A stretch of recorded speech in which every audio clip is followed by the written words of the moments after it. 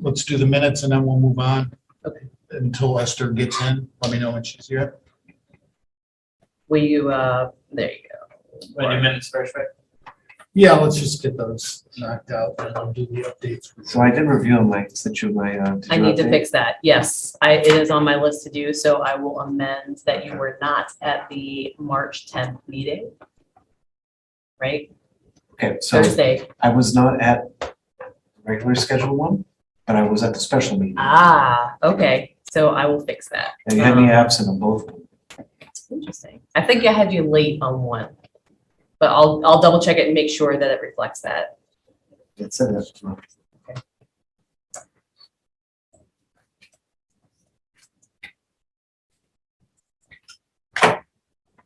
All right, so entertain a motion to approve the minutes for the March meeting and the special meeting. With that amendment.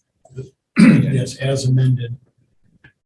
So I'll make a motion to approve the minutes of the regularly scheduled meeting and the special meeting with edits requested by Mike. Right? Yep. All right, all in favor, Kevin, Yes. Mike, Yes. and I guess, so that's approved. Let's move on. Do we have any commissioner updates, Kevin? No. Nothing to update. Mike?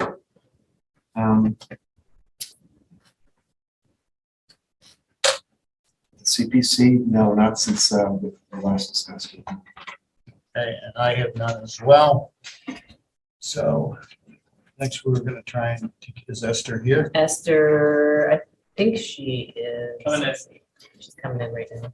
I mean, I think everybody agreed on the proposal for the design for the tennis courts.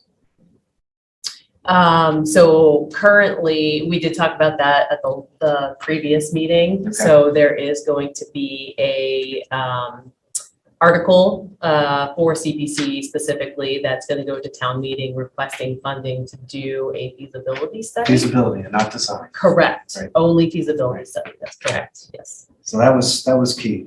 Okay. Yep. Okay, and so we're going to bump some things up on here. So it's And not where, on that one. I'm sorry. Because this was kind of like a last minute deal. So, let me do.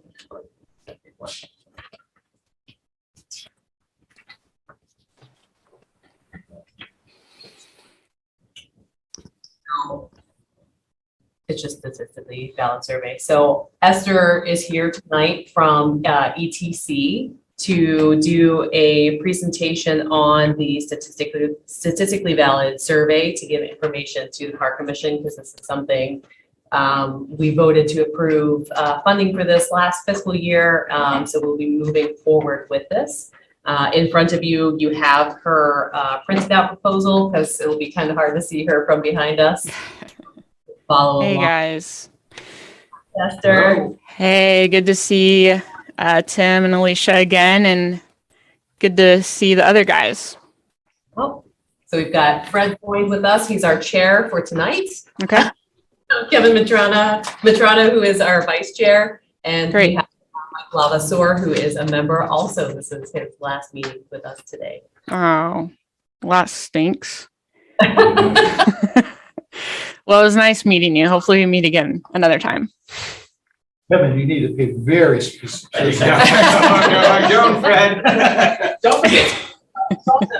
Zoomland as well. All right. Yes, we have another park commissioner that's out tonight, but he's listening online. So you Great. have another one. He just can't vote tonight. Well, thank you so much for inviting me, and I've been looking forward to this for the last couple of weeks. Since you'll all pay attention to your PowerPoint, so you don't have to look behind. Yeah, let's not hurt our necks or anything. Thanks for printing those out. So today I'm just gonna just overview our firm and give you some reasons to hire us to use for your project. And then I'm gonna go over the approach of our project, and then I'm going to leave some time at the end for any questions to clarify anything that I've said, or just any questions that you might want to ask. First, our history. So we were founded in 1982 by Dr. Elaine Tatham in Olathe, Kansas. If anyone is familiar with the middle of the US, that is right outside of Kansas City, Kansas. And over the past almost 40 years, it'll be our anniversary in December for 40 years. We've created an in-house team of experienced research professionals in all areas of government, including business surveys, resident surveys, community planning, parks and rec, transportation, employee surveys, public safety, communication, and more. So we have many years experience and also many areas of research that we've conducted surveys in. We've received awards and recognition for our quality assurance procedures and innovative research methods. We really do like to not toot our horn, but toot our horn that we really do want to make sure that we are giving you good quality data, and that this is something that you can be confident, because we're confident that this will provide you information that you can make valid decisions on.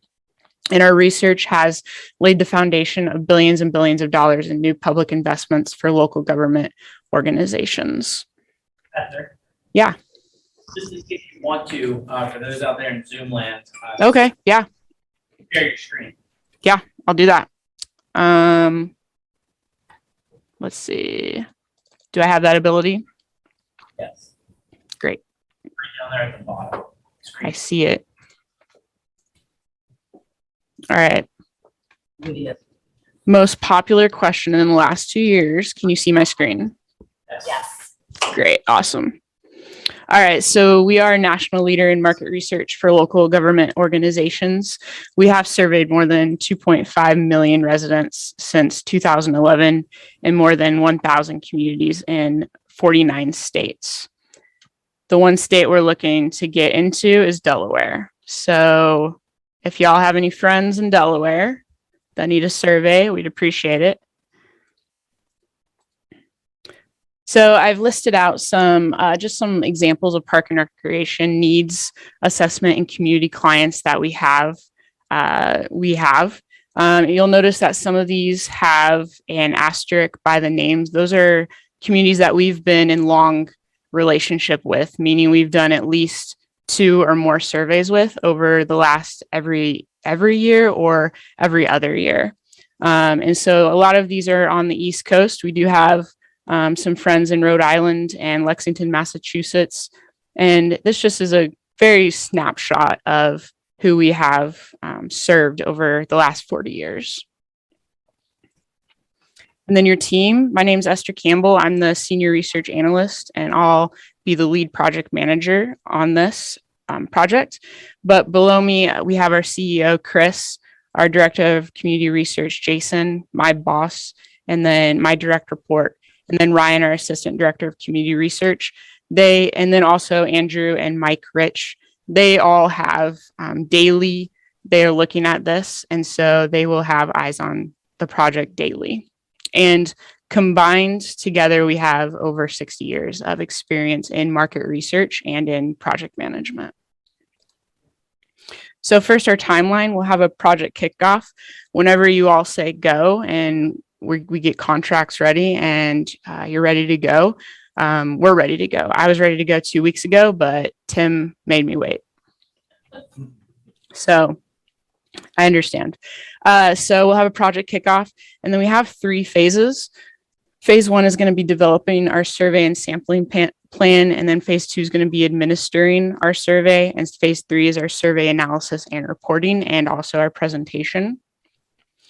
So with this, it's important before we get to the kickoff is that we're understanding what are our goals. And I already briefly talked about this before, but just for everyone that has not met me yet, we do want to think about, well, what are our goals in this project? What do I want to achieve? And this will help us in developing a survey. We have surveyed hundreds and thousands of communities, so we do have example surveys. But one thing that makes ETC Institute special is that we want to curate this to be functional tool for you. We aren't a cookie cutter. We want to make sure that this pertains to your community. You are a unique community, as all communities are. So we want to make sure that this answers your questions. So phase 1, developing the survey and sampling plan. We will work very closely with the team whoever's on the team in your town, we'll make sure that that this survey will ensure that your needs and for current needs and future needs are going to be met. We'll work with the town staff to develop the content of the survey. We'll give you example surveys that we've conducted in like towns, like size towns, or if you just want to see a specific community that we have worked with, if you want to see their survey that we conducted, I'm more than happy to provide that to you. But we're going to utilize our experience to craft these questions that will produce actual results that will help you in your future decisions. And we're going to identify and suggest questions for benchmarking opportunities.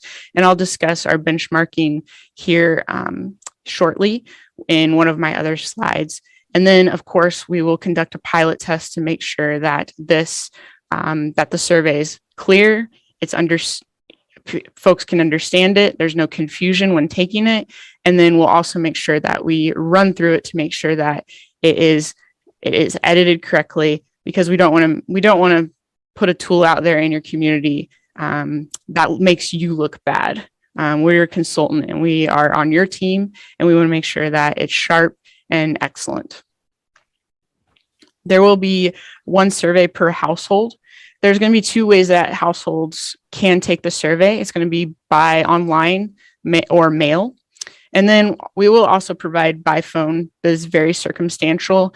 Seeing in your community, I don't think folks will need to use a phone. However, if we do have folks that are either blind or if they don't speak English as their first language, we're more than happy to have them call a specific toll-free number, and someone will get on the phone with them to help them and assist them, so that we make sure that all voices are heard.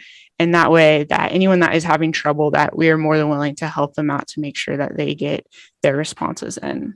So this hybrid approach, we'll mail a cover letter. You can see on your screen that there's just an example of a cover letter from Blue Valley Recreation. It'll be a cover letter, survey, and then we'll also provide a postage paid envelope to the randomly selected households, so that if they choose not to do it online, they can mail it back to us. And then 10 days later, we're going to follow up with email and text message to those households that did not respond. And the next slide shows where this hybrid strategy will really help and impact in your community. The town of Littleton has a median age of 43.5 years, so about 45 years. That means there's a lot of families. I'm imagining like almost all families these days are with kids are very busy. And so this hybrid approach, where maybe they don't have time to sit and spend 20 minutes, but they're in, say, the school line to drop off their kids or pick up their kids, they have that time to go online and take this survey. And we also can tell that there's a lot of families in your community, because 27.1% of your population is under 18 years. So over a quarter of your population are children. So that leaves the majority of your population, 56.3%, is between the ages of 18 and 64. So you have a lot of families, and 16.6% of the population is 65 years and older. So those folks are 16% folks. They're gonna mail us back our surveys, because that's just what we see in our business. And that 56.3%, that's where we're going to get them with the text messaging, the emails, and then also we're putting a QR code on the surveys where they can just scan it with their phone, and that will take them to the online survey. And the reason that we do this is the hybrid approach is because we want to ensure that all residents that are in the random sample have the chance to take this, that they know about the survey, and that they can take the survey, and that we're not putting up any barriers to anyone by just only providing phone surveys or just mail surveys. So you have a unique community. And so we want to make sure that everybody, and especially too, majority of your community's 89% is white, but we have 7.6% of your community is Asian. And then we have 1.5% that are Hispanic or Latino. So we want to make sure those small groups are being representative. And so in that, we make sure that we're watching those numbers when we're conducting the survey to make sure that we are getting responses from the groups and making sure that all voices are heard. Because as you all can probably know and figure out, you're going to hear voices, the same voices. They're going to call you, but we want to hear those people that aren't calling you and that they wouldn't answer. They wouldn't just call you up if they have a problem, but they would answer on a survey. And then, so the survey instrument, we do recommend that the survey is up to 6 pages. We will print 7 pages. However, as the attention span is getting smaller every year, we want to keep it in that 5 to 6 page range just so that we don't have survey fatigue. And as I said earlier, we will provide QR codes on surveys. We have an online portal, or the online survey. So if folks don't want to take the survey by mail, they will go to our online survey. And this is just an example of a landing page for Virginia Beach. And this is what the landing page will look like, except of course, it'll be curated for you, Littleton. And then the folks just have to hit begin, and that will just take them into the survey. And then this is just an example of our text messaging. So about 10 days after we know that Littleton, Massachusetts has received the surveys, how we know that is that we're daily looking at our status sheets to see when those surveys are in your community. Then 10 days after that, we're going to send out text messages to those households, those randomly selected households that did not respond. We're going to send out a text message. And this is just an example of it. I'll just say, hey, please help by taking this survey. And then it will provide a small link to go to the online landing page, and folks will take it from there. We see a lot of success in this with the younger generation. So, those, 40-year-old, 30, 20, this is where we're seeing a lot of awesome interaction and engagement when we're emailing and texting. Designing the sampling plan. Sampling is address-based, so a random sample of households. So we will be provided all addresses. If you, the town, have either voter registration or any lists of households, we're happy to take those to make sure that we have all households. But we do have a company that we work with that have that will get all addresses of the community, and then this ensures that households have equal opportunity to be selected for that random sample. And then through our process, we'll randomly select a X number of households, and those households will be in our sample. And then we recommend that a goal of 300 completed surveys, and this will provide us results that have a margin of error of 5.5% at the 95% level of confidence.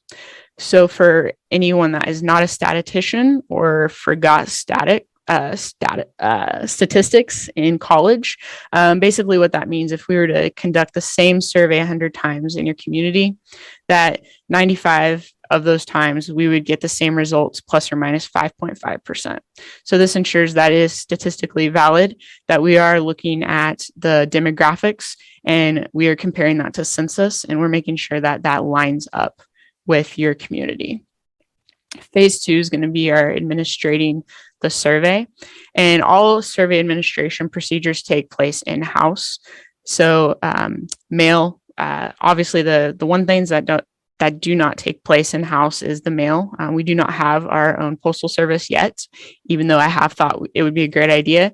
But online, phone, text, everything happens in-house. We'll mail the survey, and then we follow up with the email, text, and phone. And households may participate by survey or by mailing it back or online. But all survey administration efforts will continue until all goals are met. So we will not stop until we've reached 300. If we happen to be doing really well and we're getting a lot of responses, anything that we receive over that 300 mark is not charged extra to you all. So that will just be part of the package. But we will not stop until we have reached that goal. And in over the 30 years, we've never failed to achieve that goal. We do what we can to make sure that we end the project and end it well for you all. And then one things that we do take pride in is that our data management and QA/QC, we want to make sure that the data is good data. Our procedures and programs have been refined through our experience with hundreds of similar projects. There will be real-time monitoring of survey results. We're looking at this daily, and we have a process set up that we can detect abnormalities in the survey data, and then online respondents must enter the address. So when the respondent takes a survey online, they are required to enter their address at the end of the survey. So that way we can make sure that they're a part of the random sample. So, of course, we have folks that will just give the survey out to people. But this is to ensure that the households that were a part of that random sample are included and included only. And also sometimes we might see if somebody mailed it and took it online, we'll see duplicates. And this is at the end, we'll make sure that if there are any duplicates, whoever was the first one to put it in does count. And then phase 2 deliverable will send you the raw data file. We'll send you a draft report, and then we'll also discuss and send you the final report as well. Phase 3 is the survey analysis and reporting. This is when we're going to clean the data and we'll analyze the results. This analysis will include the following. We'll have our unmet needs of recreation facilities and programs, and then we'll have our favorite priorities for investment, and this will help you make priorities for what are the communities, where are the unmet needs, and where are the needs, and what's important to the community. And then I'll talk about the benchmarking. So we'll have this in your report, and then also cross tabulations to make sure that we can identify differences in needs and priorities based on demographic attributes. This is real helpful with household types. So households with children under 10, households with children 10 to 19, and then households without children. And this becomes really handy when seeing where are the needs and unmet needs with the different types of folks. So first, our analysis of unmet needs for recreation facilities and programs. I'll work with the team to develop a list of facilities and amenities. And this is where we will see, folks will let us know, do you have a need for this, yes or no? And then we'll ask households to say, well, how well are those needs being met right now? And this is where we will see if the needs are being fully met. They're being partly, so in our graph here, we have those households that say these needs were partly met or not met. And then we have an estimated number of households. As you see here, there's about 18,000 households in Apex, North Carolina. And so this is going to show us what the estimated number of households have their needs are being partly met or not met for the specific facility or amenity. And we'll do that for programs as well. Then this next graph shows us our priorities of investment. And what this will help us do is see, okay, we'll take the unmet needs, so wherever the needs are, and then what the residents are saying are important to me. And this will in our calculations, we'll come up with our priorities of investments. And this is where we'll see our high priorities, our medium priorities, and our lower priorities. And this really helps to just kind of give a visual of, okay, where are those needs that are not being met? And this is either because we're just not meeting them well, or we don't have the particular item, like we don't have a swimming pool, and that is, so obviously it is very unmet, but it's super important for the community. And this is where we'll see that data.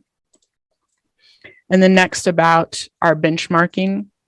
We have maintained our data for more than 1,000 communities nationwide, and this will provide both national and regional results, and then comparisons will be made to be collected so that we're either comparing national or comparing regional, and then we can also compare similar sized communities. As you see in this picture, we have our Leading Away award, and this award recognizes our top performers in the United States. And then the two graphs on the right, you can see where we've compared one community with their park facilities. So we're comparing the community Los Gatos, California, with the state of California, and then population, the similar size population, then also the national average. This also gives you an excellent view, picture of, okay, well, how are we comparing with other communities? Because we may get, okay, our folks are satisfied. There's 50% folks are satisfied with our walking and biking trails. Well, I don't know if that's good or bad, right? So we can compare with other communities and say we see the national average is 70%. Okay, well, then we have some work to do. So it really gives us a baseline to see how we're doing and how we're doing with other communities, and where we're, and then we can set our goals. And then the benchmark below is just overall satisfaction with Parks and Recreation system, where we can see how they compare. This is Columbus, Indiana, with the national average. And then at the end, we'll have a presentation of the data. We'll submit the survey findings report via PDF, or however you all would like that. Like I said earlier, we'll provide the raw data in Excel database, and then we'll discuss with you all the appropriate time to present the data to you, and which we'll discuss when that's appropriate. While we're there, we can do 1, 2, our timeline. So like I said earlier, we're ready to start when you are. That first month will be designing the survey instrument and to finalize the sampling plan. Month 2 to 3 will be administering the survey. And then the 4th month, so it takes about 4 months, will be a drafts report submitted for your review, prepare, deliver the final report, and then we'll have presentation to town staff and or officials. As I said earlier, this is all conducted in-house. The only one thing that isn't is the United States Postal Service. So we want to move at the rate that you're moving. If you just want to, hey, let's take our time and make sure we're getting the right tool, we're all game for that. If I know that we do have goals, and so we want to make sure that we're also reaching those goals for you all. And because I know it is that time to make budgets and make decisions, and we want to make sure that you all are successful, and we don't want to hold you up in that. So let's see. The fee, the best part of this discussion. So the total cost of the project would be $15,000, and that includes, and that's for 300 completed surveys. So for each of the phases that I discussed, it would be a $15,000 project, and that's 300 completed surveys. As I said, if we go over that 300 mark, then there would be no additional charge. So this is the final price. All right, reasons to hire us. We are very experienced and the most qualified firm in the nation with regard to the design, implementation, and interpretation of statistically valid parks and recreation surveys. We have an excellent track record of performance. I'm more than happy to give you a list of references that you can call, and we're confident that they will say nothing but good things about us. We have our analytical tools, Unmet Needs and Analytics, and our priority investment ratings are used all over the nation, and they'll help you to understand and integrate that survey data into future decision making. Also, our benchmarking data, not many organizations like us keep up with their communities in our national benchmarking. And so this gives you the ability to compare your results to other communities nationally, regionally, and based on size. And then we want to make this a relationship. And so we're fully dedicated to your success. We want to make sure that you look good and that you're getting the answers to the questions that you have. And as I've discussed with Alicia and Tim, we're in this with you, and that this is a relationship. We're going to be responsive to your needs, very responsive. I try to answer, many of us, not just me in the company, we try to answer our emails within 24 hours, but we're here for you. We're reachable. We're going to be available to you, any resources. And we also like to say, as you saw in our portfolio earlier, we have long relationships. We like to say that this doesn't just start at the beginning and end whenever our contract date is finished. This means that we want to be in a lifetime relationship with you for as long as you like us. And so, I mean, we love you so already. So we want to make sure that you like us forever. But this is a relationship, and we want to make sure that we're in this together, and that we're a team. And question time. I have my contact information up there for everybody as well. But if anybody has any questions. Questions now? Yeah. So, I was looking at the number of surveys for Apex and given the size of the community. Mhm. Is it fair to say that if the sample size was 7,000 for that? Am I looking at it right? That was for that town, yes. Yes. So the random sample is 7,000. Is that what you're asking? Correct. So I was not the project manager on that.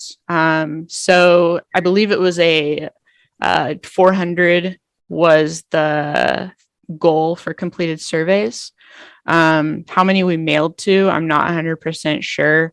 Our response rate, we have a specific calculation that my team will conduct of response rates are usually between 11 to 13%. And so we want to make sure that, they have their numbers to know, okay, this is how many surveys that we need to mail out to reach this goal. So I'm looking, maybe I'm not understanding the graph. It says it's, it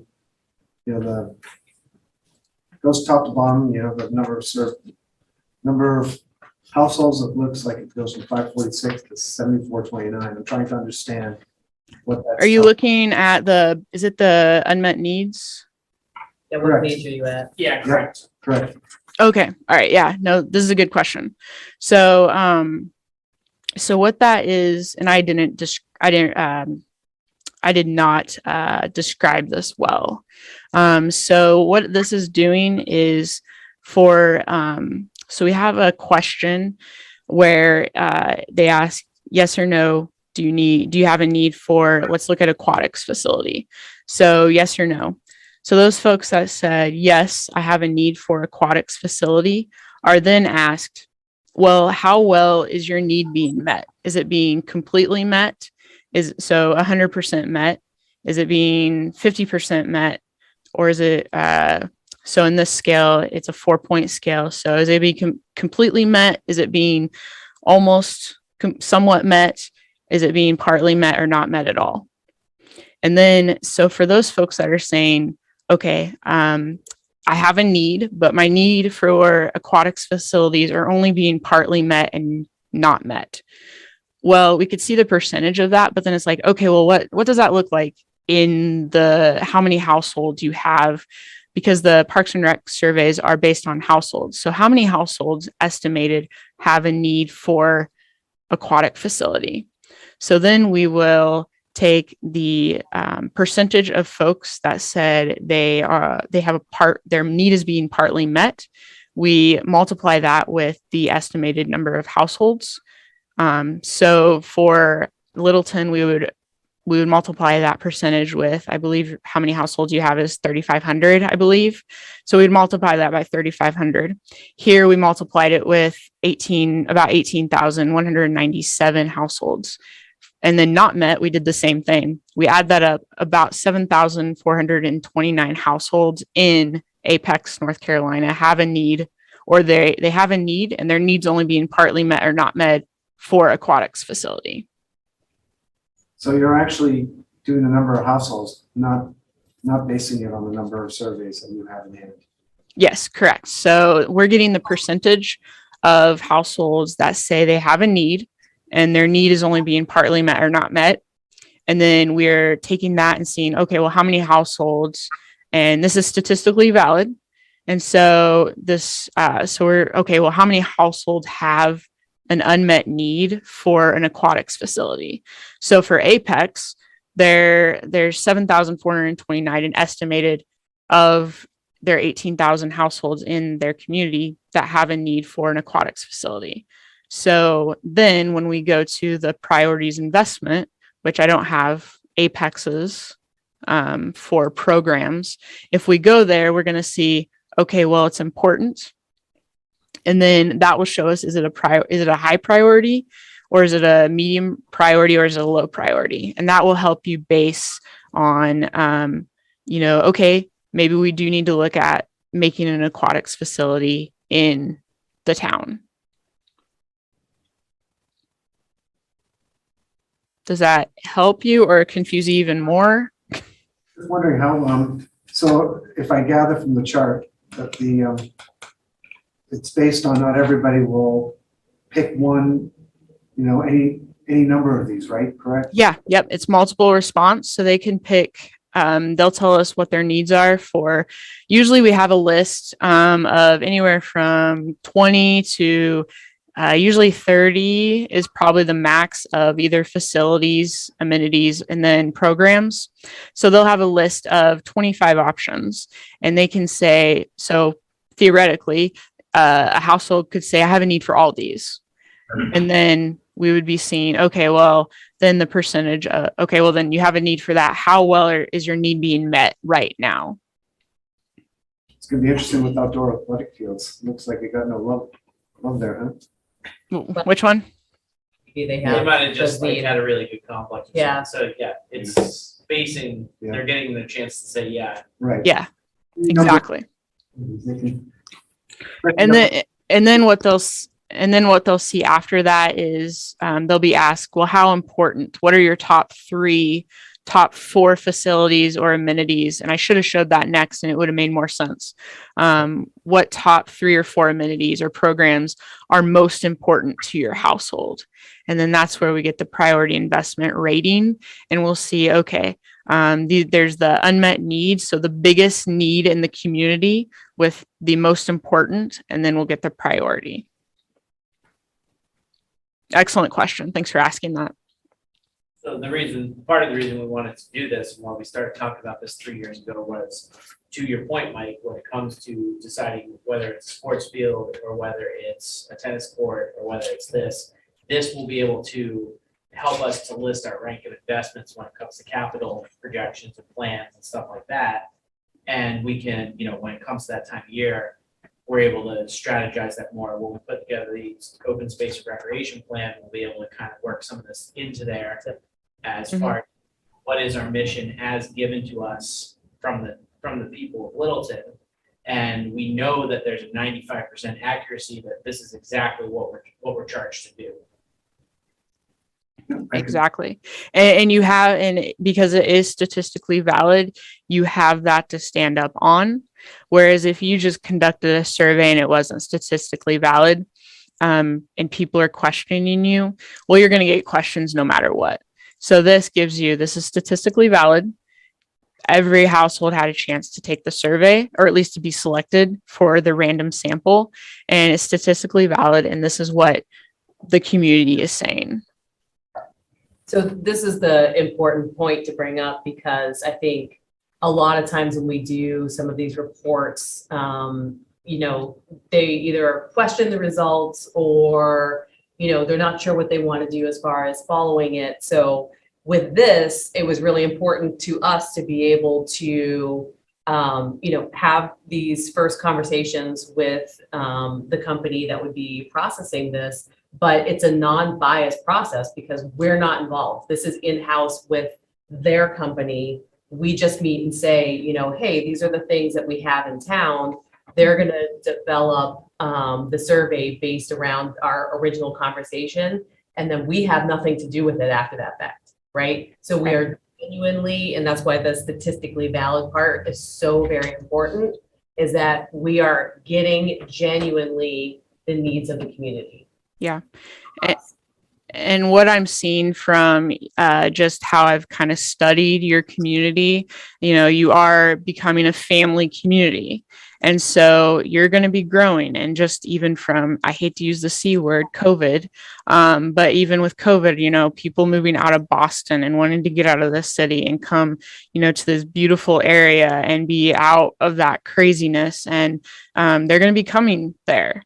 And so that's even more important, that you hear voices and that we're not just throwing money just to throw money to support this, but we're throwing money and being, and that's where our DNA is. We want we want to be a good steward, but we want to help you to be a good steward of your tax dollars. Everybody there is paying taxes for Littleton. And so we want to make sure that your money is being spent well. That will also impact the future 10 years from now for Littleton. So Esther, one of the things I thought was interesting the last time that we spoke, as we go through this process, right, this isn't necessarily a one-time process. What is the kind of, once we get this going, in order to keep this in a space where we can use it, what is the recommendation for, how many years should we complete this in order to keep relevant and keep up with the changes that are coming to our community? Yeah, no, that's a great question. So it comes down to money. We usually see many communities do it every other year. However, we do see communities do it yearly. So it's really honestly up to you. I recommend at least every other year. So if we're doing one in 2022, we're doing one in 2024. And honestly, it really just depends on what you're budgeting for as well. This is going to be helpful yearly. And I would love to say, just do it every 6 months to a year.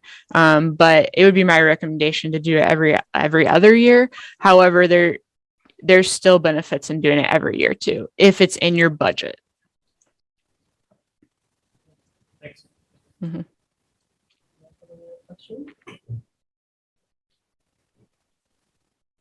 No, I think we're good. Can I ask a couple questions? Yeah, sure. Is that public comment? Public comment? Public comment. Do I get a say? I don't really want to talk to you, Solomon. I'm just kidding. Just kidding. All right, what's up? So I guess and maybe this is more for Tim and Alicia. But at some point in the past, we've talked about other communities being part of our sort of customer base. Do we include those in this, or is it strictly in the Littleton population? So Saul, I don't know if Alicia heard you say her Yeah. name. The answer to that question would be, it would be strictly based in Littleton, because we're talking about what are we going to spend tax dollars on? So a perfect case is, obviously with the senior center that's planned and being built and designed and everything else, we want to have this data collected. So in the future, as we start to do designs and capital questions and what is our plan for the department moving forward, because it's tax dollars of Littleton residents, it's going to be Littleton residents who are surveyed for this.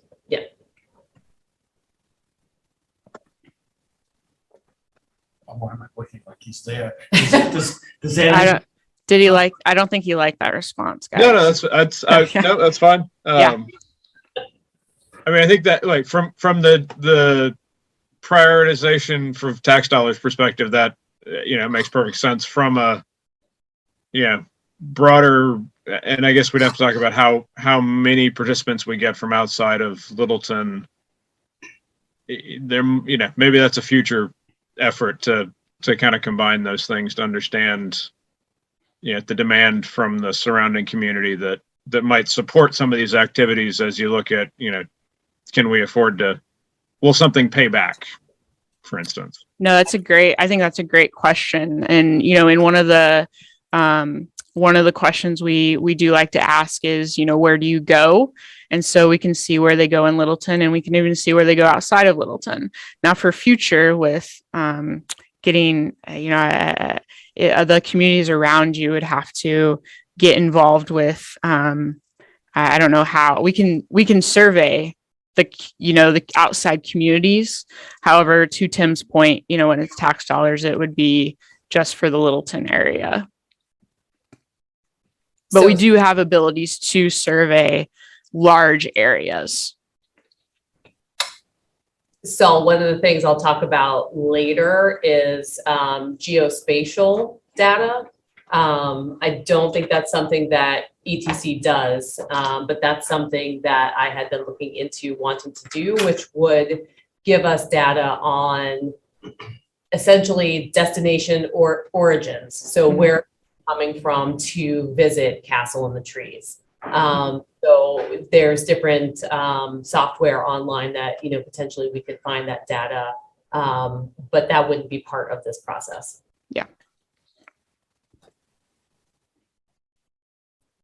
Okay, thanks. Thank you, so, all right, anything else? No. Well, I guess then we should just thank Esther. Yeah, thank you, Esther. No, thank you. Yeah, so we'll be in touch soon. And again, thank you so much for taking the time for the presentation. No, And thank you. Yeah, thank you, it was very informative. Good. I'm glad. Because you guys could be at home with your families or I don't know, talking to each other. So I appreciate you listening and giving me your time. All right. We're good. See you. Good night. See you later. Bye.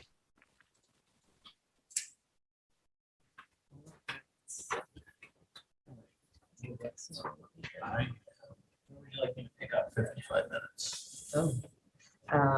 So We should go to, do we Town want to employee go survey. town employee survey? Sure.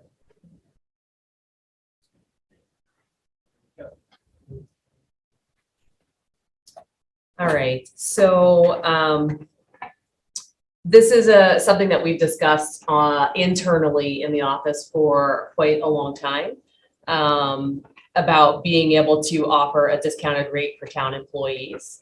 And I tasked John Kazanjian with creating and implementing a survey that would go out to all of the town of Littleton employees.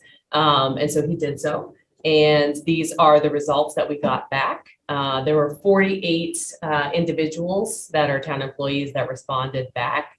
So you can go through and see the questions yourself, but overall, there's a large percentage of the town employees that would encourage them to do programs. And we do want our employees to be part of what we do.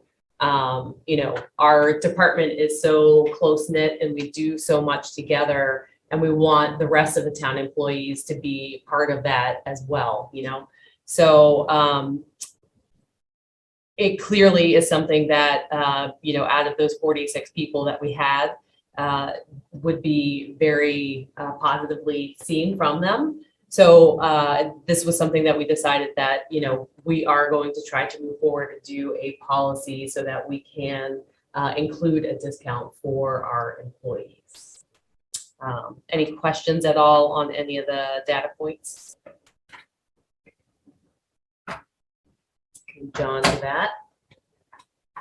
Okay, so what would that policy look like? A few things to kind of keep in mind here is that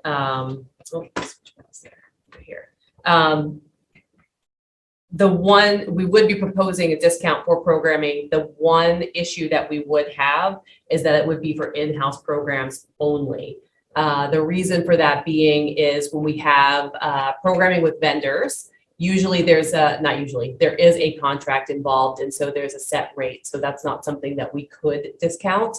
So we don't have an option with that. But our in-house programs like Camp Tehadawon, the sailing program, Teen Adventures, the 5 to 8 Club, Park and Rec Adventures, we've got plenty of them that we would give those discounts for those in-house programs. We would also say that if we are doing the town employee discount, it would not be applicable with other discounts. For example, we have a sibling discount, and we also have sometimes some special promotions and things like that. So you would get one or the other. So as far as the suggestions go in creating a policy, today our town administrator, Anthony Insaldi, had said in places that he's worked before that they would give the non-resident employees they would be able to pay the rate that the residents do. So I think that's all well and good, but that also wouldn't help any of the people in town that live here and work here. So, we're looking at something that would be 10% to 20% discount on the programs. So, That includes Camp T. what's that? That includes Camp T. Yeah. Because we want them to be able to, like I said, be part of the programs that we do. And I think we've seen that with the interest that we have in potentially getting this discount, that the costs would, go out in the wash. It would work really well. So, and this is something, if we do try this, right, this is a policy. So if we try it and for some reason it doesn't seem to work, or, we end up, eating some of the cost of things, we can always revisit it and change what that percentage would be, or what that policy looks like. So that's, my pitch about having a policy for the town employees in Littleton to be able to get a discount. So what do you guys think? I think it's good. I disagree. I don't see, No? yeah. I can see getting it for residents, but I think you're gonna open up possibly a can of worms, with, Why? well, For town employees? we give a discount for. I can see other factions will say, well, why can't I get a discount? I work for the schools. They're town employees? They're town employee.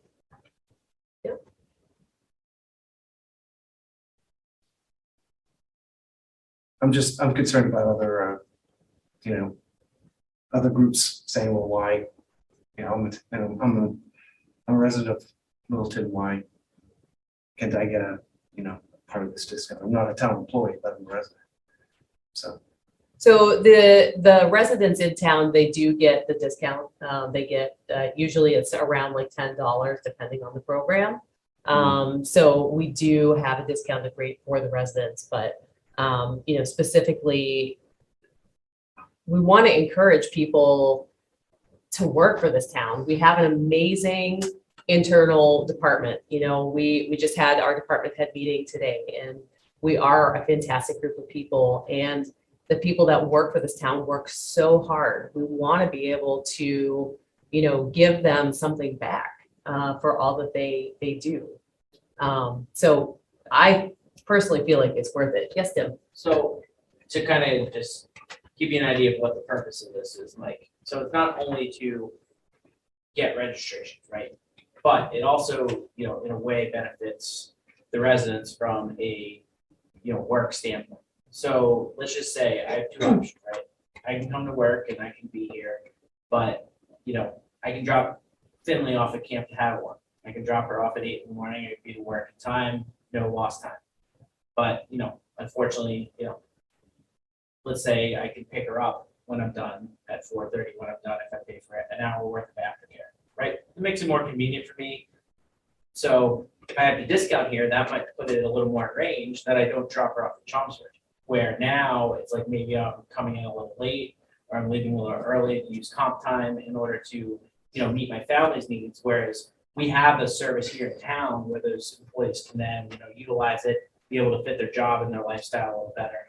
And, all we're doing is bringing that down from the out-of-town resident rate to the resident rate as a perk or a benefit of being an employee, as other towns do throughout the country, including here in Massachusetts. So basically what we're doing is we're saying, okay, you work here in the town, we want you to be here. We want you to not have to worry about rushing out and, where your child is. In some cases, maybe you want to go have lunch with your child and now they're, right down the street on your half hour.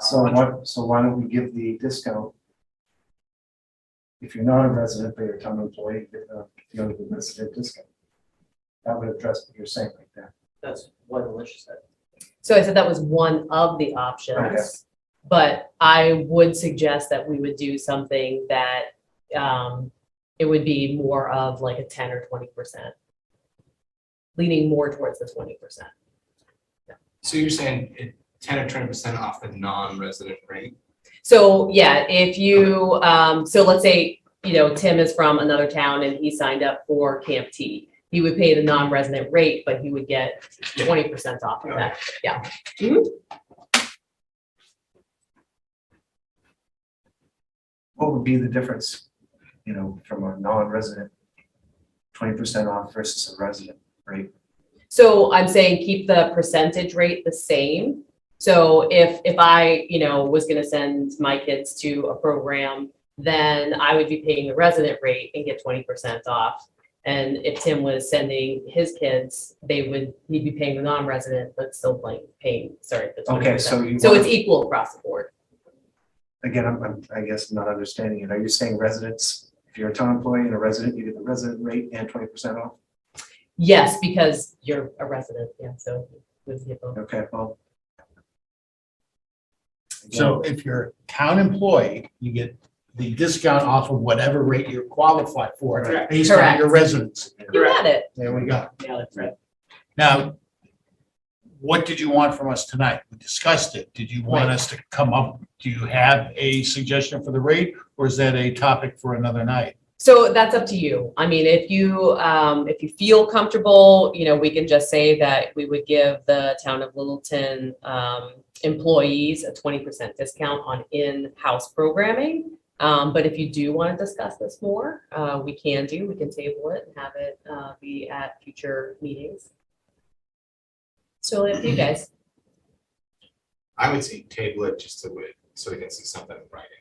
Well, I think you're gonna have You'll have A different group of a people.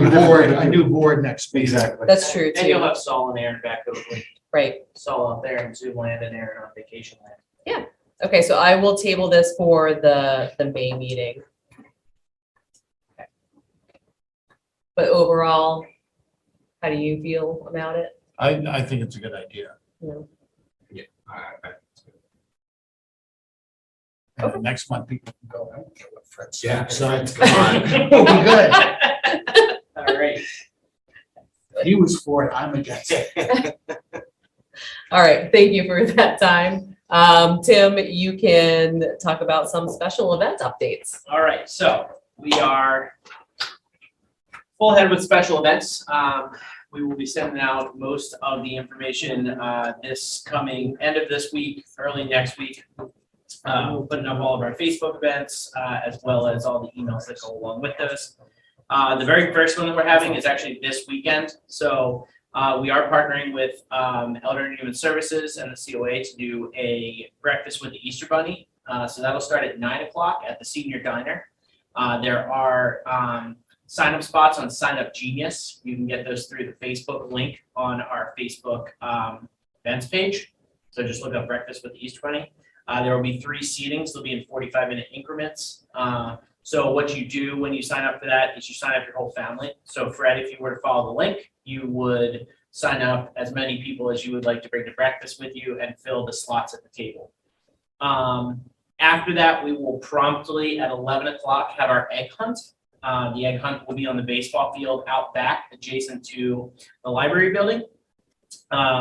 So for those of you who have not participated in the egg hunt candy scramble before, if you are there at 11:01, there will be nothing left for you. So please make sure that you are at the field at 11 o'clock, ready for the ropes to drop and watch the absolute mayhem that ensues for the egg scramble. There will be age appropriate areas. So we'll have area sections off just like normal. So the younger kids have a fair advantage over the other age groups that are out there. Typically, we break it down into 3 different sections.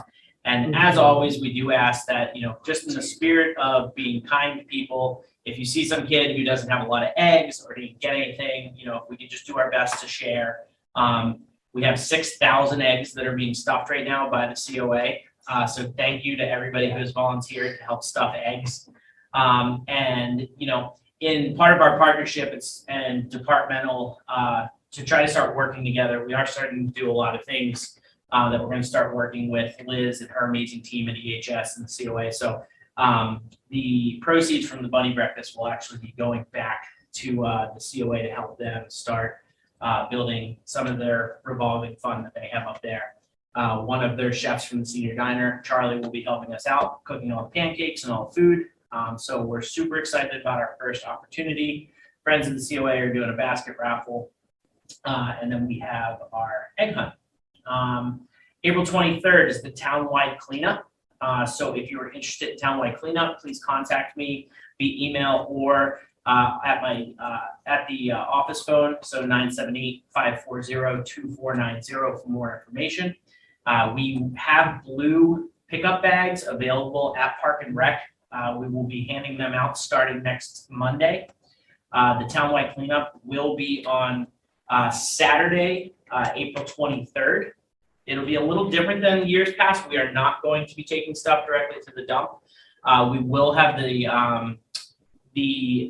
rolling dumpster down at the highway garage. So everybody will pull into the highway garage. They will throw the blue bags and the blue bags only.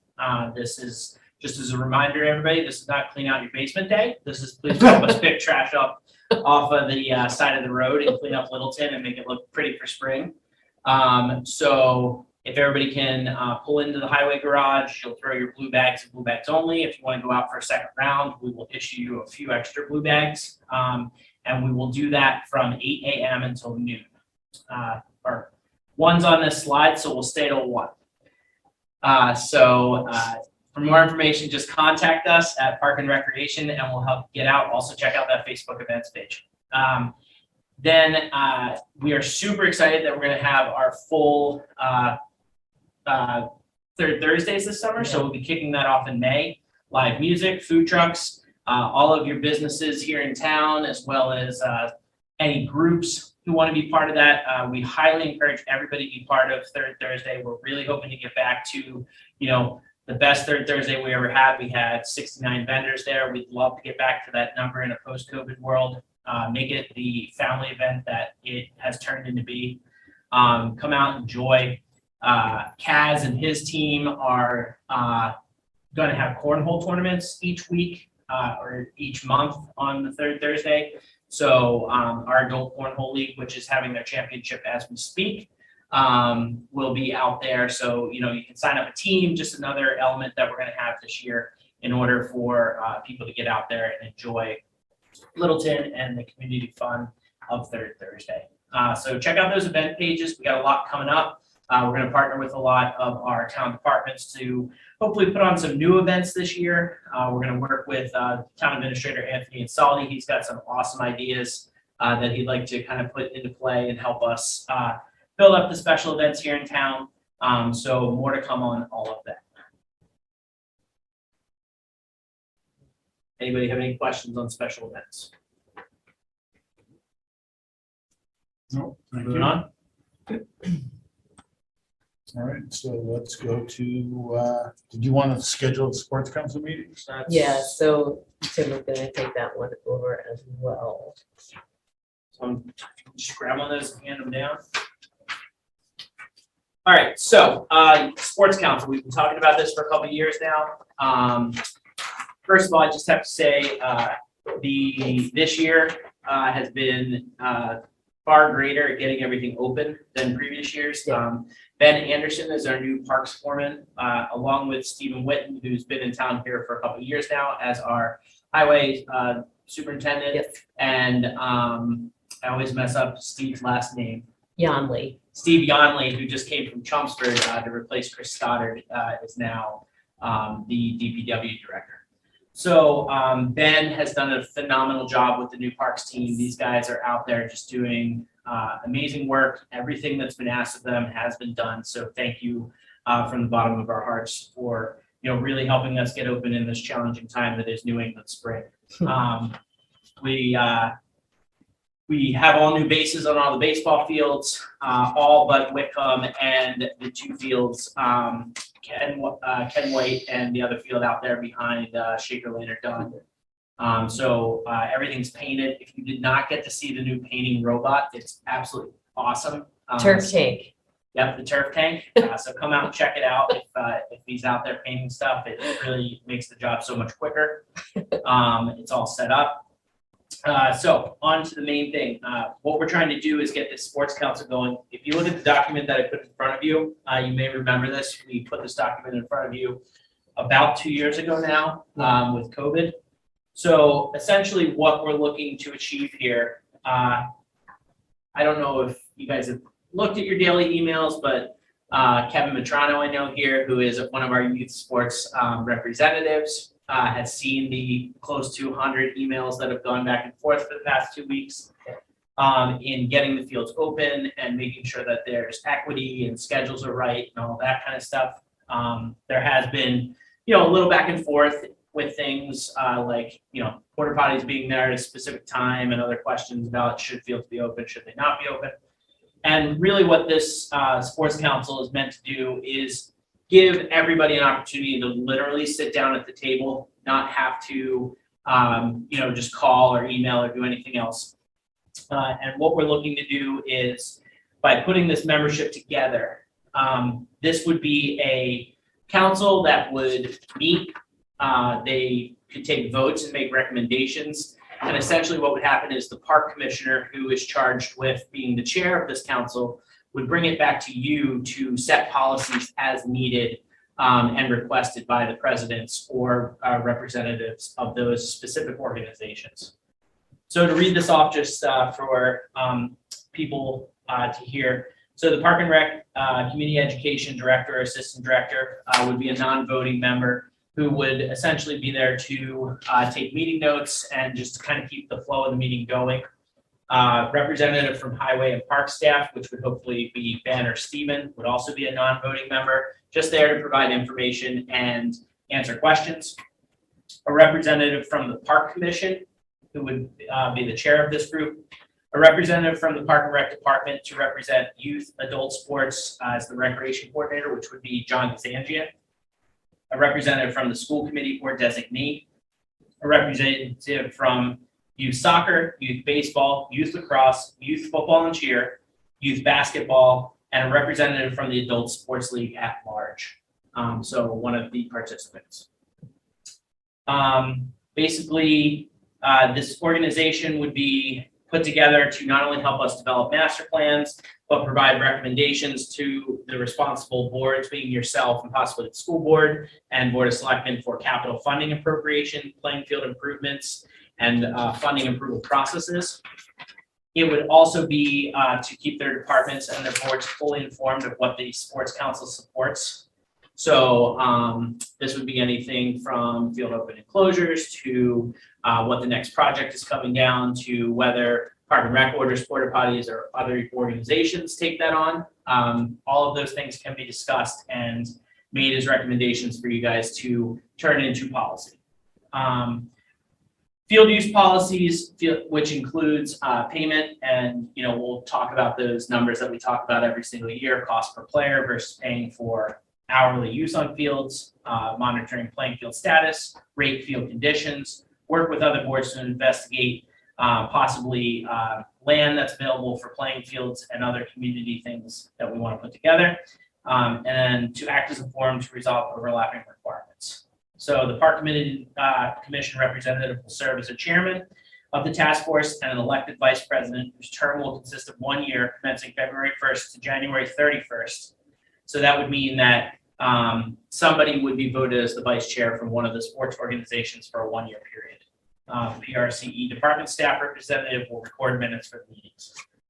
An annual report will be put forward, so the Sports Council will submit an annual report to responsible boards, being the Park and Rec Commission, the school board, and the selectmen, on or before the second Friday in December, and file a copy with the town clerk's office. So with that, I will turn it over to questions.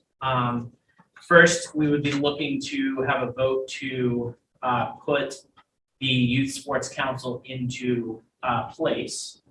And then secondly, I would ask the board to just discuss the representative, because currently we have two.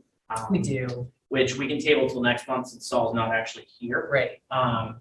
To let you know, I didn't get an answer from the lacrosse board. However, it seems that soccer and baseball are both amenable, meeting either the last Wednesday or Thursday at 7 p.m. of the month. So as soon as I can get an answer from lacrosse, I will let you know the answer to that.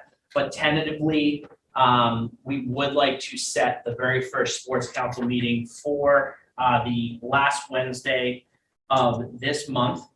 So that would be April 27th of 2022 at 7 p.m. To be held at at the fire station committee room or the PD community room as available. That's it.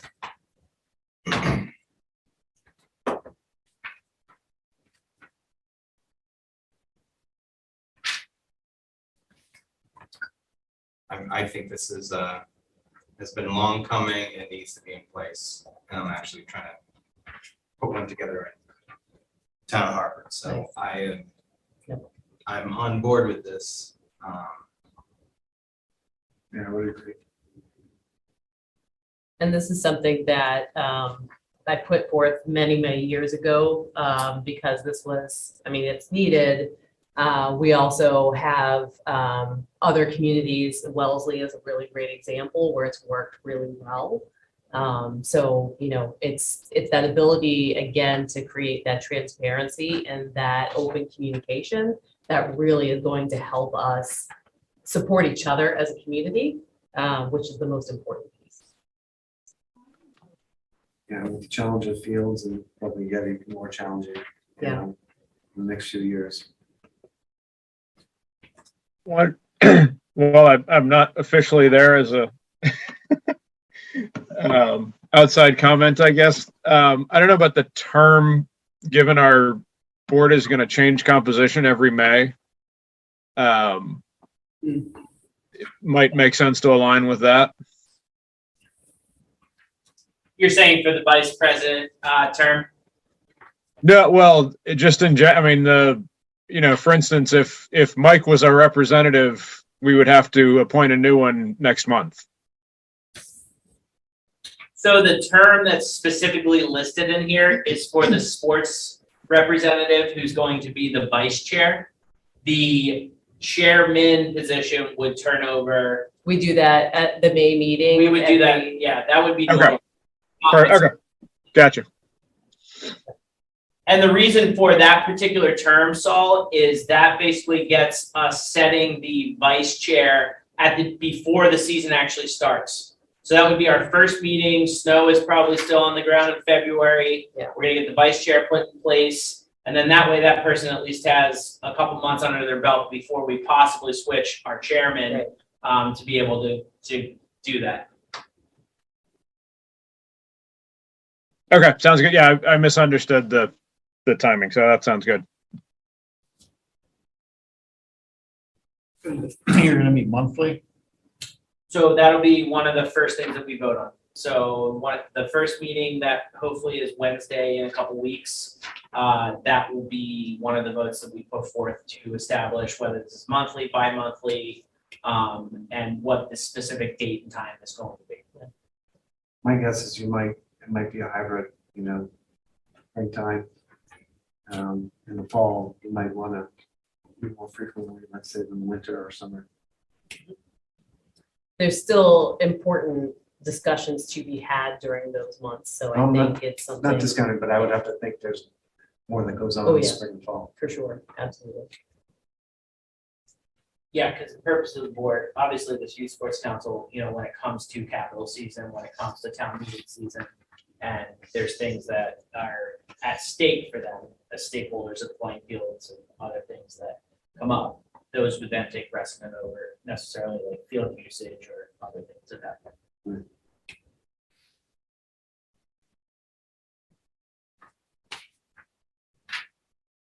If there's no other discussion, I will make a motion to create or approve the Littleton Sports Council charter membership. Is that aligned? I think we've already done that 2 Yeah, years I think we ago. did, But All yeah, right, good. Let's go. So what do we need tonight? Are we just saying that we're gonna try to meet April 27th?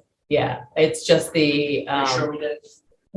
we should, just to be certain, but I am pretty certain remember that we we did it, did. yeah. Yeah, I'm pretty sure we did it. Yeah, we Yeah. did. But I was wondering. In fact, this all looks very familiar. Yes. This is part this. yeah, so that's the one that I, Well, it's dated February of 2019. There you go. so I There you don't, go. so this was, I think Tim had potentially amended some of the items on here, but this was what I had presented in years past. So as fast as we're moving on this here, You're really you not. think you're ready to go? All right, what was that motion? One more time, my friends? Well, just approve the Littleton's Youth Sports Council charter or charter membership with any amendments from its original form. Second it. All in favor, Kevin, Yes. Mike, Yes. and I'm yes.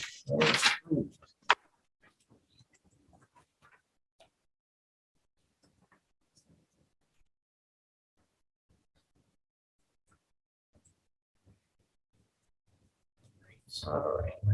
So, office administrator posting? Yes, so we have, so I've had a recent conversation with our current office administrator, and she's requesting to reduce her hours to a part-time position.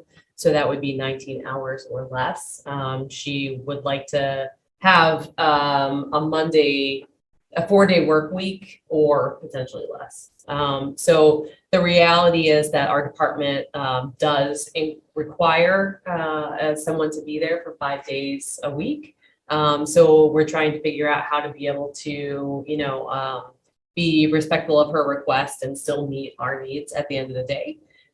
So what we're looking at doing is we would post the current position of the office administrator, and then we would have her take on the part-time role of an administrative assistant, which we have had that in the budget for this upcoming year. So it's a little bit happening a little bit more ahead of time, but financially we're doing fine. So we'll be able to incorporate that. So we would like to, I guess the 3 motions that I'm looking for would be for us to be able to post the office administrator position. We also would have to create a, 1 second here, silly here. We would have to create a preliminary screening committee, which we've done in the past for any full-time positions. And then just to make the process a little bit easier, if you wanted to approve me as the hiring authority, then we can bring somebody on a little bit quicker. So that's it. Any questions? So if I understand correctly, Mhm. you're gonna have 2 office administrators that are gonna be working part-time. Kind of, yeah. So the current role is a 25-hour a week position. And so that's usually 9 to 2 p.m. So we have said for years that we need full coverage when we actually have office hours, because, those other 2 hours were open till 4 o'clock. So those other 2 hours, the rest of us have to answer the phones, help the community as they come in to register for programs or have questions. So ideally, we would like someone to be at that desk the full time. Additionally, with us moving into a different space, so we'll talk about the community room that we've completed, which is amazing. But if we're moving into this new space and we're going to have someone that's like reading, we will definitely need someone to be covering all the hours that we're open to the public.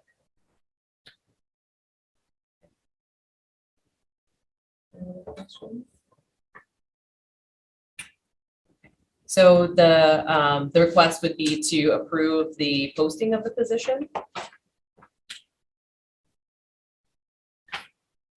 Would be the motion to approve the posting And of a position for which The office administrator. Alicia would be the hiring authority. Well, we can do that third. We'll do 1, 2, and 3. How about Just do that? one giant. All right, fine. That works better, but He wants a mega motion. yeah, I just wanted to see Kevin run through it all. the motion in 4 parts here.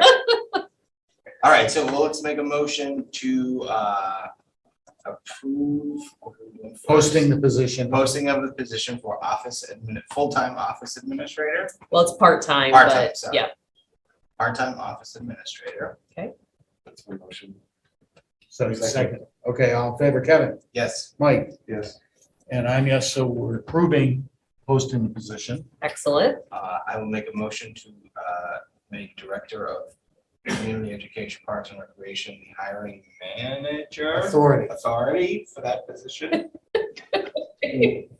All right, all in favor, Kevin, Yes. Mike, Yes. and I'm yes. So you are now the hiring authority. Okay. And would you like a committee? Yes, To we screen do have to, so the, and this has very specific wording on it. So Tim, if you've got the PowerPoint up for that one, you can read that. I know, you got this, Kevin. I know. Hang on, Kevin, hang on. Here we go.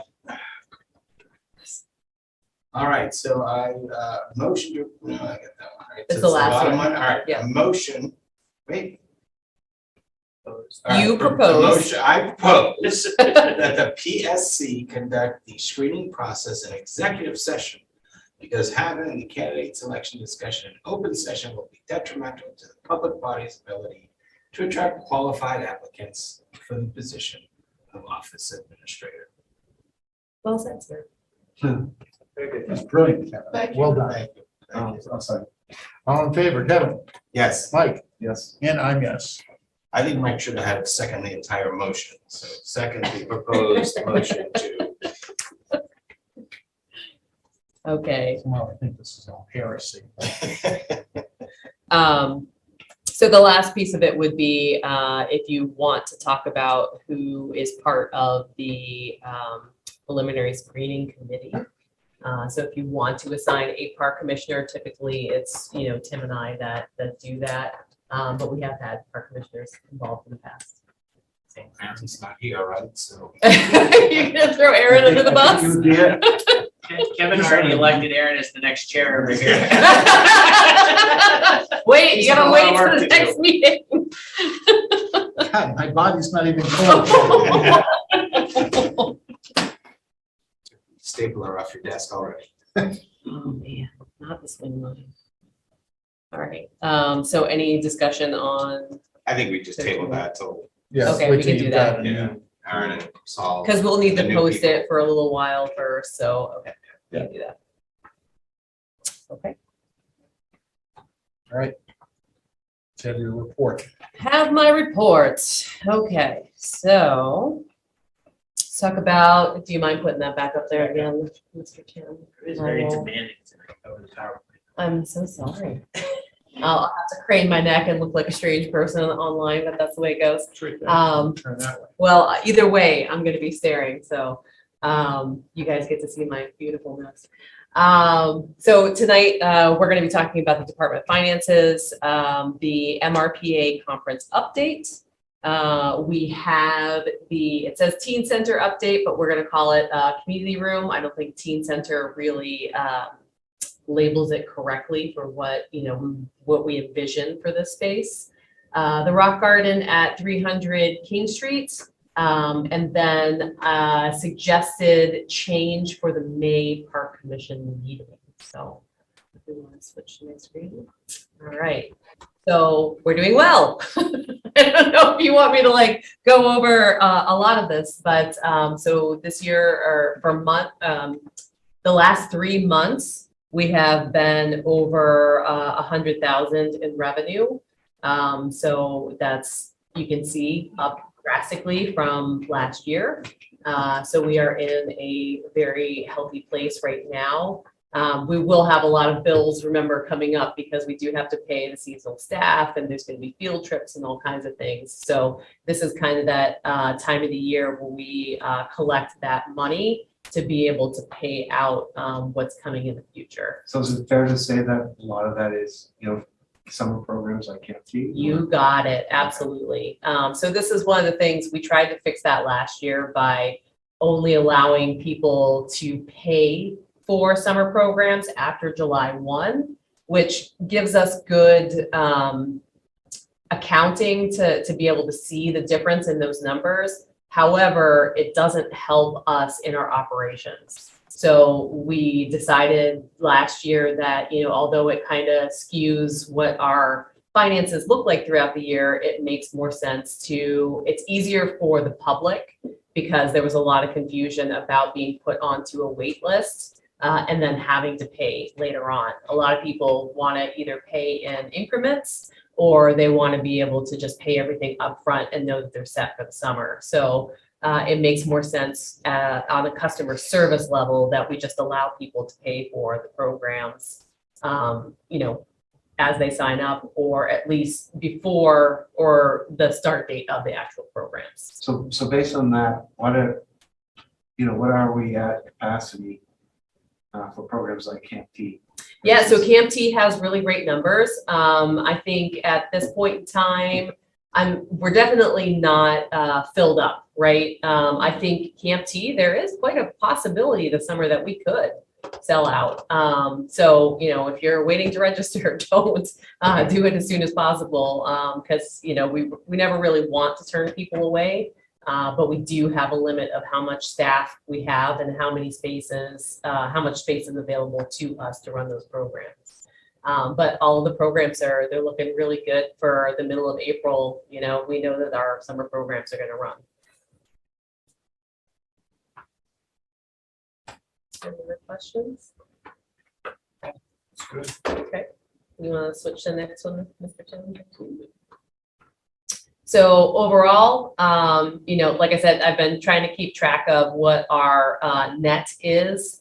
So right now you can see we're in that quarter where the revenue, the net is going to continue to go up because we're stockpiling, if you will. I know that sounds kind of bad, but to be able to pay out all of those bills that we know are coming, as well as our summer seasonal staff. So currently we have a net of 384,000. So again, we're looking pretty healthy and really good.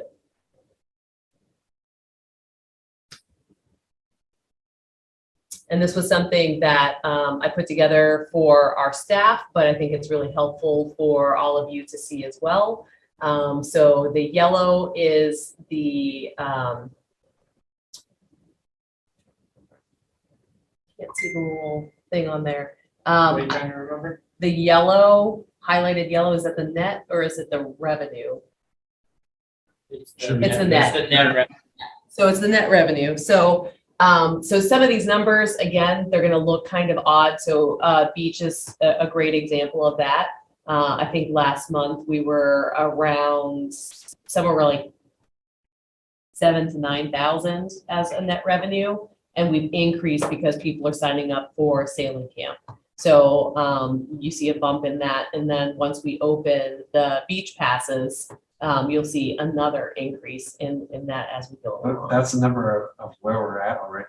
Uh-huh. That's our sailing program before we start spending for expenses and wages runs about $33,000 in revenue. Yeah. Wow. So of that, we only actually see about anywhere from 5 to 9, depending on how much boat repair we need to do. I gotcha. Right. So if you had looked at the numbers last month, you would see that it was around like I said, 7,000 to 9,000. In September, you'll see that number, that yellow number will Flush be out. much more. Mhm.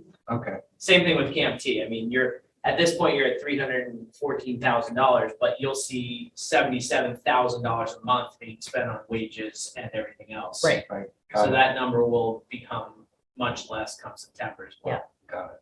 Buses, there's a lot of it, expensive bills that come from all of those.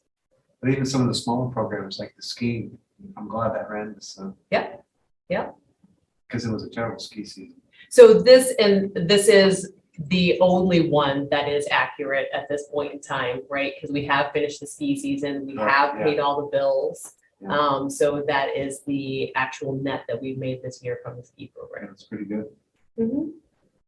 As you can see, that's our net off of $55,000 worth of revenue. So, that's after we pay Wachusett, bus Right. drivers, and Mrpa, and ski rentals, and all that kind of stuff. So, one of the things that we look at when people are looking at these numbers that's really important is that, our mission statement is to provide low-cost programming. So we're constantly trying to figure out exactly where that line is and still, run in the black, but, provide it. So when we talk about things like Camp T being one of the most affordable camps in the area, it definitely is. Same thing with beach passes when we discuss that. Right. So it's definitely one of those things that, people see these numbers now, they're like, oh, almost $1.1 million worth of revenue. Well, that's gonna start, as soon as July 1st hit, it all starts to go back out the door. Right.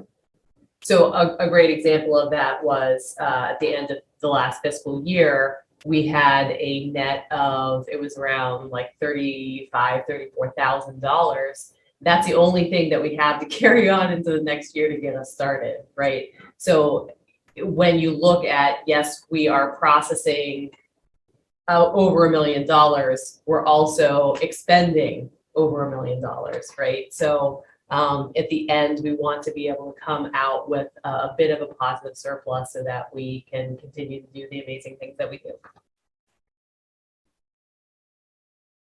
All right, any questions? Excellent. All right, MRPA conference update. So look at that wonderful smiling face. Wow. So Tim has been elected president-elect for the Massachusetts Parks and Recreation Association. So next year, at the 2023 conference, he will become the president of MRPA. So that's huge. Wow. Give a big round of applause. It's amazing. So yeah, so I just definitely wanted to give him credit for that because that's a huge undertaking. It's a really great experience for him to have. And he's done so much to support our field and every rec department in the state. So it's really appreciated, all of the hard work that he's done. So I have to pull this up and look, maybe this. All right. So some of the big conference takeaways, things that I really would like to start working on and implement. We have our mission statement, but we have never really developed values for the department and create a vision statement based off of those values. So when we are starting to work with the statistically valid survey, this is also a really important component to start working on at the same time, so that we internally as a staff have those values that, we know that the community needs and expects from us. And then that way it helps drive what our vision will be for the department, whilst we're still following our mission statement. So that's something I really want to start developing with the staff, and we will have the park commission involved in that process as well. Another really wonderful discussion that we had was a lot about statistics and data points and all of these things. And so key performance indicators, or KPIs, was something that was discussed quite a bit at the conference.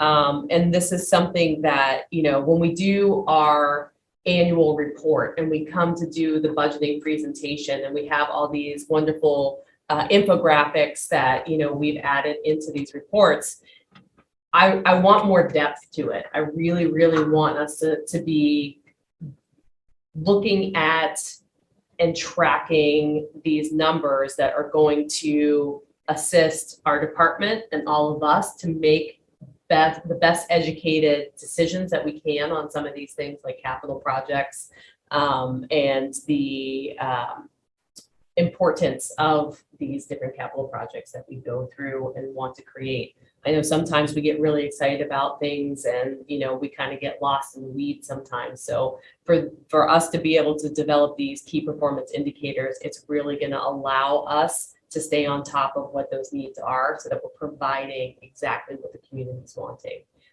So that's something that, when we start doing the statistically valid survey again, I'll start working with them on that process of developing what these key performance indicators will actually be. And once we start doing that, I want to be able to have that be part of this discussion. So it's something that I would, crunch that data and I would give a report on it on a quarterly basis. I think that makes more sense than doing it monthly. One of the things I had mentioned before when we had Esther on the line, geospatial reporting was another data point that really just kind of blew my mind. So there's companies out there that have software where they're able to actually track cell phone usage So you can get these geospatial maps that show you how many people from a specific location came to, let's say, Castle in the Trees, right? So you will be able to look at the state of Massachusetts or wider and see where the origin points are of people that are coming to visit our facilities. So, you know, when we started talking about, well, how many people from outside the community are coming and using, you know, these facilities that we have, the beach is another really great example. You know, we saw during COVID that we had people coming from places that, you know, we just didn't even expect. So I think it's really helpful for us to be able to take a look at that, because we do have to see, you know, our residents are the ones that are paying taxes to be able to support these facilities. So do we have to look at, you know, people outside the community adding funds to be able to help support the facilities that they're using?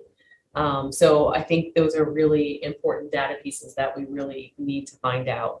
The company that I've talked to, it's $10,000 a year to be able to have access to this software. So I'm going to try to talk to some of the other departments like water, conservation, loads of different places. It might be a police could be helpful for them as well, highway department. So talking to all of these different departments to see if maybe we can get a pass for the town for a year. If that data would be implemented or useful for these other departments as well. But that's something I definitely would like to move forward with. How do you collect the data? It's all cell phone. If So- if your tracking location is on, it just automatically makes a map. It's wild. It's wild. It is absolutely I don't want Alexa mind-blowing. in my house. But yeah, they had shown like reports of different park locations. I think it was the director from Virginia Beach had done this presentation. And so he was showing like how far people were coming just to come to some of these spaces in Virginia Beach. You basically just Amazing. pick your pinpoint, if you call it castle. Yep. And what they do is they just reverse They ping engineer everyone. Yep. every cell phone that's ever been a castle backwards to where it originated. So if people are there at night, we're gonna know if, you know, it's amazing. It's really It doesn't amazing. tell you Kevin Matrano was there, it just says that this device traveled from point A to point No, B. Kevin but the Matrano's chip- cell phone. The chip you have implemented will tell you, I just said I'll shut off my location thing. Kevin, you were at the conference, you didn't go to this one? No, I didn't. Skynet at its finest. Exactly, yeah. that I could have told you that already from the deep data I had on Kevin. There you go. And the last piece that we were really excited about doing because myself, Tim, John Kazanjian, and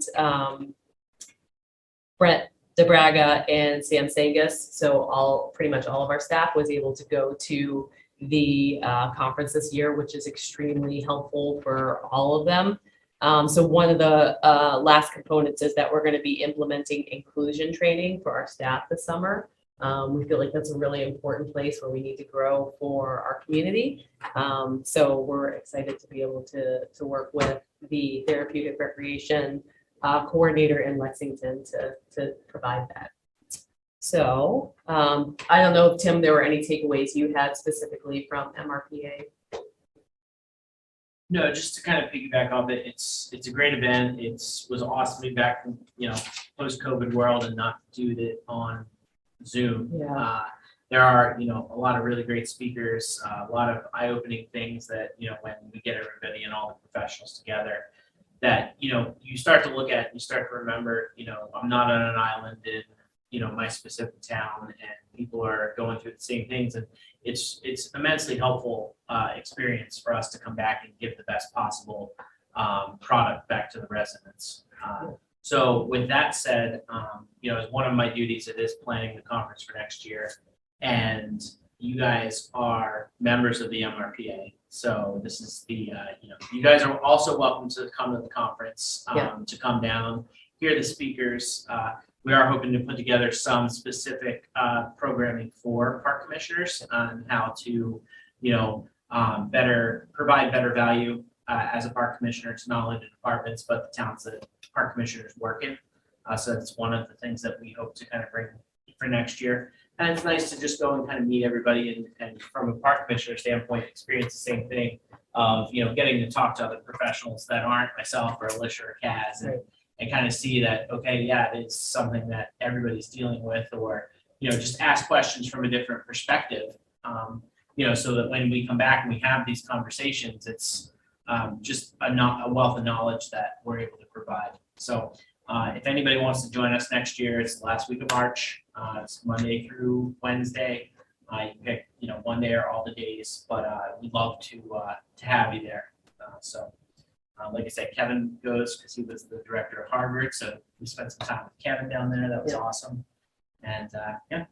And you get to see how awesome we are. We're the rock stars. All right. So update on community room. So this is actually, Can I just make one? So Yeah. the other thing that we skipped over, but as part of this, the same week, Kaz and Brent went to Yes. the Northern New England Camp Conference as well. So American Campus Association puts on a conference. Our conference is Monday through Wednesday. The American Camp Association conference is Wednesday through Sunday. So John and Brent left their families for pretty much a week and sat in trainings and all that kind of stuff. Brent will be attending the camp director school next month because he was down with us on Wednesday, so we missed that first day of the conference. But as far as March goes, that's our two kind of big knowledge-based and professional-based trainings that we put everybody through. And John, Brent went on for the full conference, and James and Megan joined them as well. Yeah, so Megan Bell, who is going to be our assistant camp director, she attended the camp director school up there as well. So we sent her to that. All right. This is the best picture you took out of all of the pictures that we took. It's a video. So you can play that video. So play that video, Tim. I saw that earlier. I was like, So if you haven't been to our new community room, this is some video footage that we have taken. So please come up and visit and check it out. We have put a lot of time and effort into it, especially Tim. Tim has really just knocked it out of the park on this one. So this is, our pride and joy. We're really super happy about it. The kids are so stoked and excited to be in the space and to have the space. Wow. So like I said, we want to be able to, make this a community room that, perhaps we'll be able to do, we've talked about maybe doing birthday parties and things like that, to be able to have it open to the public. So it's just been a labor of love. We're really excited to have it open. So, we'll be having some open houses. So when we do that, we'll post it to the public. But there you go. What do you think? Questions, comments, concerns? Look at that video game room. Is there a way we can see that in person? Yes, come down and see it. come on down. Yeah, That's So we have programming going on right now. The 5 to 8 Club is operating out of it. that's gonna sell out. It's amazing. It really is. So if you'd like to, we are having a Red Sox opening day social on Friday. So if you'd like For to the pop in, town What time? 12:30, employees. come grab a hot should dog. say. Yeah, so other things, Sam, by the way, there's the vacuum.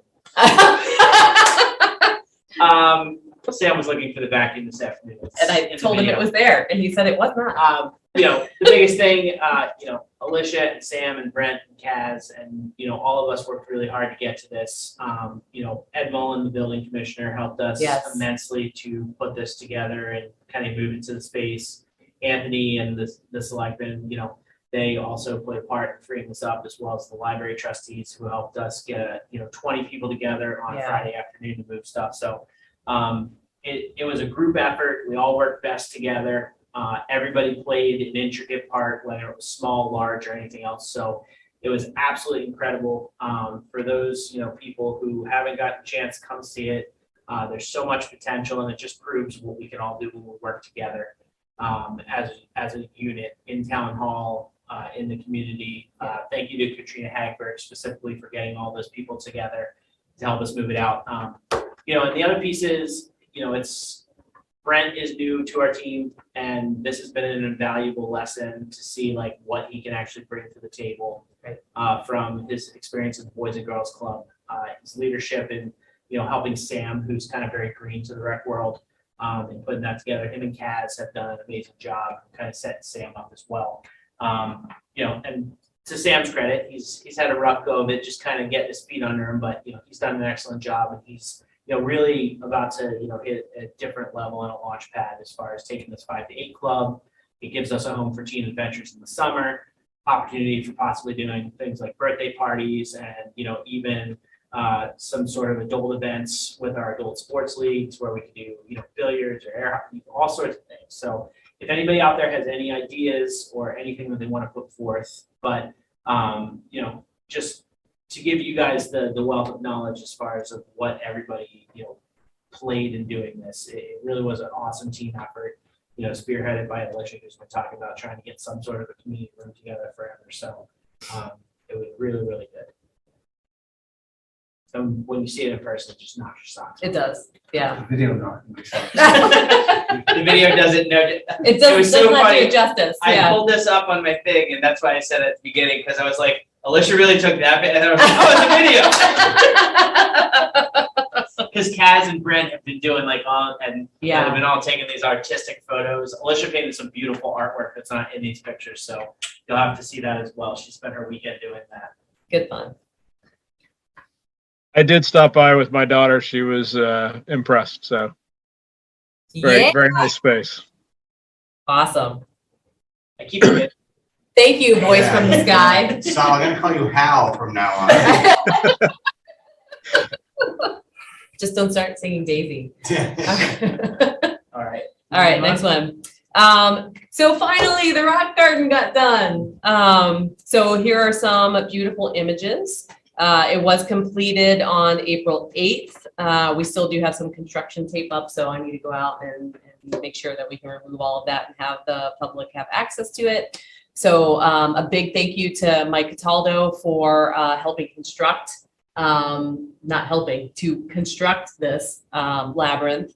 And a big thank you to the Littleton Cultural Council, Geraldine Miller and Kim Ahern for the design and creation of it. So once we actually, so Geraldine's working on having a plaque made. So once we get that, created and we can get it out there, we'll do an event to kind of open it up to the public. But it came out really beautiful. It's amazing. So it's so appreciative to have this be a new component at 300K. So, yeah. I did have one question because I stopped down there. Yeah, Are they gonna finish loaming and seeding? I don't know. So we have to have that conversation. Because it was nice and grassy, and now it's not. Agreed. So we should, I think that needs to be part of the finish of the building, I hear you. or otherwise it's gonna be a mess for the Right. rest of the summer. So there was also design of landscaping as well. So that's the component I have to get back to Geraldine and make sure that we're doing that. Yes. All right. Yay, rock garden, labyrinth. All right. So I'm requesting if we can change the date for the May Park Commission meeting. I will be out on both the 10th and the 17th. And this will also allow the new park commissioners to be able to be sworn in. I know sometimes we have a really quick turnover of, elections happen on Saturday and then the next park commission meeting's on Tuesday. So it'll give them a little bit of time just to get some, tread under their feet, so to speak. So I would like to see if we can move that to May 24th, which is also a Tuesday. But I believe it's the last Tuesday of the month. It's the last Tuesday before Memorial Day. Okay, last Tuesday before Memorial Day. Which is I mean, also I guess the you last- guys are making it's also the decisions last for Tuesday of the month. Yeah. your replacements, but, Yeah, it should start at 10 p.m. Yeah. At the tap. oh, yeah. Mhm. Do you need a No. vote on this? You don't have to take a vote. I just wanted to throw it out there and make sure everybody's okay with it, That's fine. you know? Okay. So. I'll make- Kevin's made a decision for I know, Kevin, yeah, Kevin. everybody. I'm saying it's fine with me. Saul, Good for me. Yeah, that's fine. Thank you, man from the sky. Yes. Turn off the oxygen. And we'll be at the police station again and hybrid. Quite possibly. We're gonna look in to see maybe the fire station might make a better choice, so we're not like, trying to heads around to look at presentations with the hybrid, but, yeah, so to be determined, but I do have the space booked, yes. Cool. Okay, Right, so the Littleton Road Race. We're See, I not done remember yet. this. We're not done? I We're not thought done we yet. were. You said that was the next item. no, the next item is to thank you and Mike for your many years of service to the Park Commission. So that is yours. Thank you. Since this is your last evening as official park commissioners, I have some fun photos up There there are no from. fun photos. Gary is still on the front page of the website. though. No, he's not. Oh, you took him down? He's not on there anymore. Yeah. Yep. But, yeah, it's been an amazing time and, you guys have done so much good for the community. And, it's not always easy taking on these volunteer roles. So it's extremely appreciated for all that you've done for all of us. So thank you. It's been a pleasure. Thank you. Thank you. It's Yeah. been nice working with all of you. And I think I served with like 14 different park commissioners. You've been here like the longest of everyone. Aaron and Saul were the two smartest who said, I don't even want to have to meet that guy. I'm not coming until he's gone. So there you go.